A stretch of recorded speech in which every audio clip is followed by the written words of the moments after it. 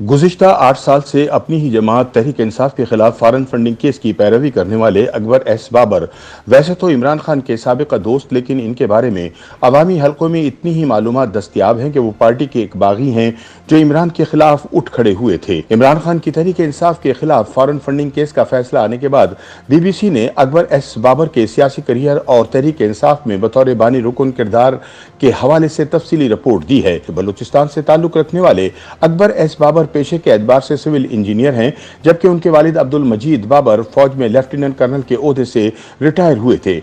Akbar S Babar के बकौल उनके वालिद ने 1965 की जंग में छम जोड़ियां के महाज पर इंडिया के खिलाफ अहम कामयाबियां समेटी और बाद अज रिटायरमेंट वो बलूचिस्तान पब्लिक सर्विस कमीशन के सरबराह भी रहे। अकबर एस बाबर ने बताया कि 1996 में जब इमरान खान ने तहरीक इंसाफ के नाम से सियासी जमात बनाने का ऐलान किया, उस वक्त साबिक वजीर आजम के फर्स्ट कजन अब्दुल सलाम गाजी उनके पास आए और इस जमात के मंशूर के हवाले से इन्हें आगाह किया।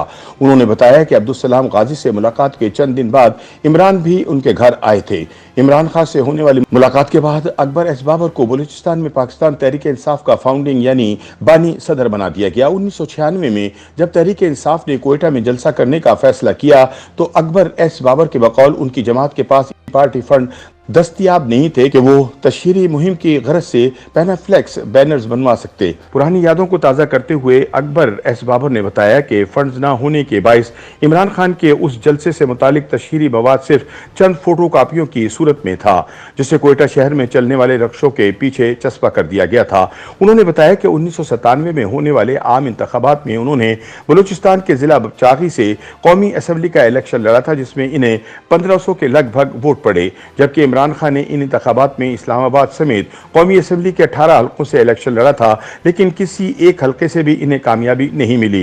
वो बताते हैं कि 2002 के आम इंतखाबात हो चुके थे, जिनमें तहरीक इंसाफ ने सिर्फ एक नशस्त जीती थी और वो इमरान खान की थी, जो पंजाब के शहर मियांवाली से कामयाब हुए थे, जबकि एक सूबाई असम्बली की नशस्त भी जीती थी। उन्होंने बताया कि जब परवेज मुशर्रफ ने नवाज शरीफ की हुकूमत को खत्म करके इख्तिदार पर कब्जा किया तो अब्दुल सत्तार, जो तब तहरीक इंसाफ के सेक्रेटरी इत्तलात थे, मुशर्रफ के वजीर खारिजा बन गए।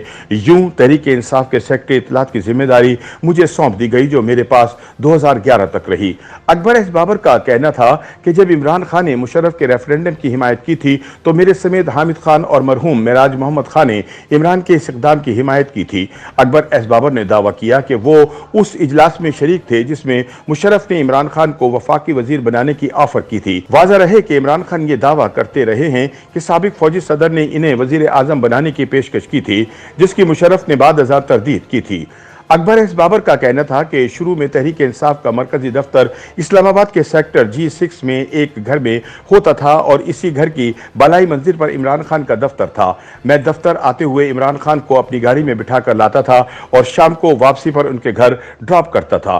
बाबर का दावा है कि मिलिट्री एस्टेब्लिशमेंट से मुलाकात के बाद इमरान ने मुझे बताया कि मुस्लिम लीग नून और पीपल्स पार्टी का मुकाबला करने के लिए छोटी जमातों को जमा करके नेशनल अलायंस बनाया जाएगा और PTI को 2 दर्जन सीटें दिलवाने की यकीन दहानी करवाई गई है।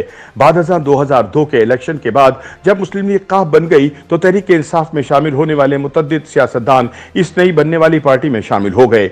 उन्होंने कहा कि इस पेशरफ्त के बाद एक रोज जब वो इमरान खान को अपनी गाड़ी में उनके घर ड्रॉप करने जा रहे थे तो उन्होंने अजराहे तफन्नुन कहा कि जो इस वक्त इनकी जमात की पोजीशन है, इससे तो ऐसा महसूस होता है कि तहरीक इंसाफ इस गाड़ी में ही पूरी आ जाएगी। अकबर एस बाबर का कहना था कि इब्तिदा में जब इमरान खान किसी टीवी चैनल के टॉक शो में जाते थे तो जाने से पहले हामिद खान और मजहबी स्कॉलर जावेद गामदी इनके टॉकिंग पॉइंट्स बताते थे।